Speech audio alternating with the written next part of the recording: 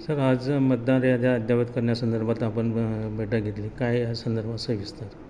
माननीय जिल्हाधिकारी जळगाव यांच्या निर्देशानुसार 10 चोपडा विधानसभा मतदारसंघांतर्गत चोपडा तालुक्यातील BLO यांची आज बैठक घेण्यात आली.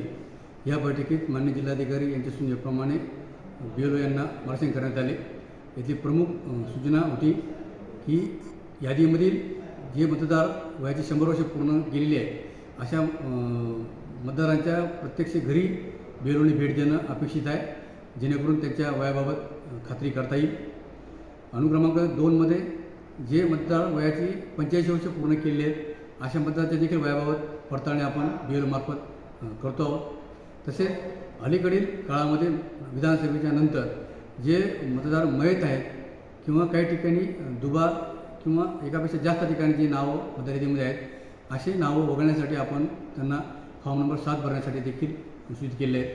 आपल्या माध्यमातून मी आवाहन करतो की आता BLO ॲप सारखेच ERO नेट आणि बाकी देखील सुविधा सर्वसामान्य मतदारासाठी उपलब्ध आहेत. त्यांनी त्याचा लाभ घेऊन आपले 6 नंबर म्हणजे समाविष्ट करण्याचा अर्ज, 7 नंबर वगळणीचा अर्ज किंवा काही दुरुस्ती असेल तपशिलामध्ये वय, लिंग, इतर बाबींमध्ये पत्ता अशा ठिकाणी आपण त्या दुरुस्त करून घ्या.